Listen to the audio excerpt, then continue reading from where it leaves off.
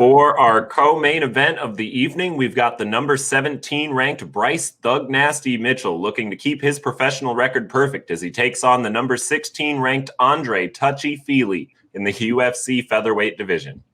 Burner, those are impressive. That's impressive, man. I like the way you're breaking that stuff down. I actually have been talking to a professional boxing announcer about how to get in touch with promoters and start doing live events. Well, it's showing, man. It's showing. Yeah. Anyways, good job. I appreciate the effort. Well, thank you. So this fight, this was probably the one fight on this card I think should probably be the main event. That's just my opinion. I love Bryce Mitchell. He's an up and comer. If you go back and look at his record, counting his amateur, which he only had 3 amateur fights, he had 10 straight submission wins starting his career before he started going into decisions, and then a couple more submissions in his pro career. The guy is slick on the ground. He's submitted 2 people with that twister? 2 people. Maybe it was only 1, but he did get 1.5. He almost had it. Yeah. That Matt Salis guy. Here's where I'm going to go against Bryce Mitchell on this and Andre Fili. Andre Fili's been in there with pretty much everybody. He's going to be the bigger fighter. He's coming in with a 4-inch reach advantage. I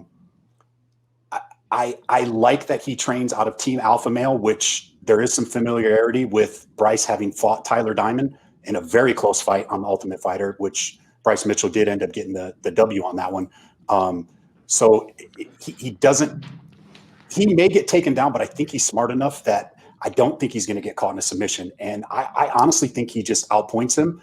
And I think Andre Fili is going to get this done. I just think there's levels, like we keep saying. Like we all keep saying, there's levels to it. I mean, you got Fili with almost 30 fights. I mean, if Bryce Mitchell pulls this out, then I'll give him his props. But as of right now, I just think the experience is just going to be too much, and I think Andre Fili wins a decision. Yeah, I love the breakdown, Brody. We're gonna disagree on this one, but I like it. Bryce Mitchell, the hype is real. This dude's got 9 submission wins, 5 decision wins, 0 KO wins. One thing to note, though, he only has a 41% takedown accuracy. So, this is a styles make fights type of matchup. We got the amazing grappler versus the good striker, but Andre Fili is more than that. He's a good striker. He's well versed in all aspects of MMA. He's got some BJJ, he's got some wrestling, got some grappling. He's an MMA, artist. So in that regard, but Bryce Mitchell, he's got some pretty rudimentary striking. So he's, you already know his bread and butter. It's the grappling.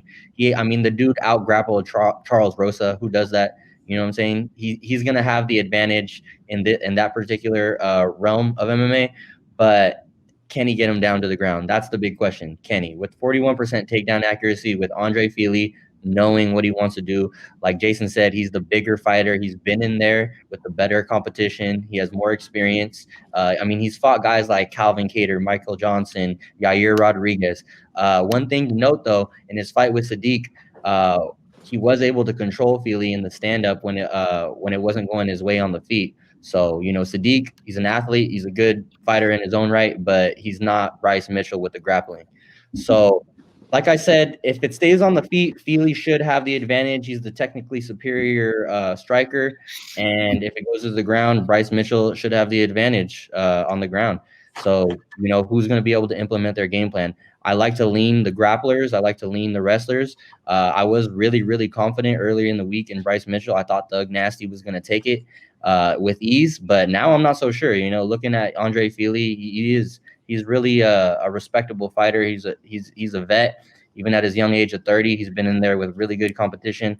And I'm just going to have to go Bryce Mitchell via sub, probably a late round sub. But I think this fight is really, really close, really, really close. And I think Fili could win this. I think it's a toss up.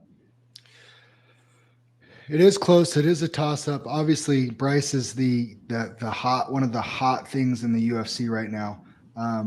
Getting that twister win, and then it was against Charles Rosa, I believe, where he just mauled him on the ground, almost got the twister a couple times. He's an elite grappler, and he looks like it. again, we do this time and time again, where these young hype trains come and they fight established UFC veterans that, quite frankly, Fili's just touching his stride of the prime of his career. And I actually see Andre Fili controlling this fight and winning comfortably by decision.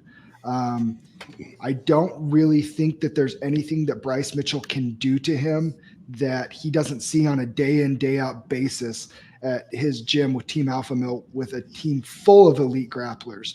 You know, he has been raised up rolling with Uriah Faber, Tyler Diamond, mutual, opponent of Bryce Mitchell's, Chad Mendez, Cody Garbrandt, TJ Dillashaw used to be there. I mean, he was in a room, he's been in a room full of killers.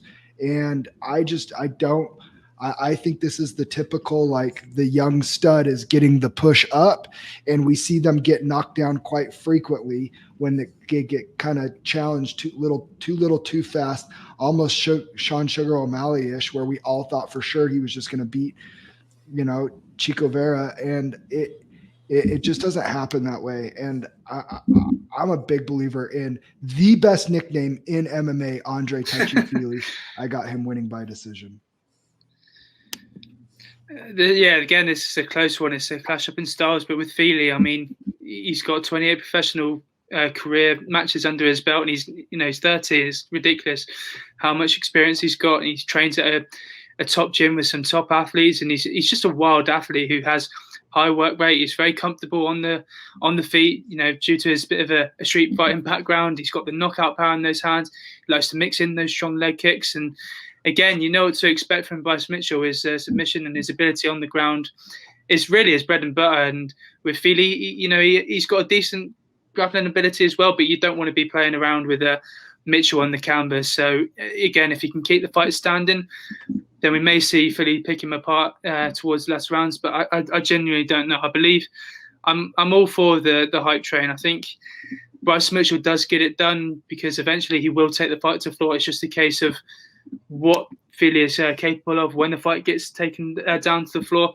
He does have the ability to hold his own on the canvas. I just think Bryce Mitchell is a different kettle of fish on the mat. So I'm going to go for the submission with Bryce on this one, but it will be a tough fight to say the least. I'm looking forward to it. Let's go, Thug Nasty. Bernie, you got to be the tiebreaker since it's the co-main event. Give us your pick. Andre Touchy Fili. Boo. Get him out of here, boo.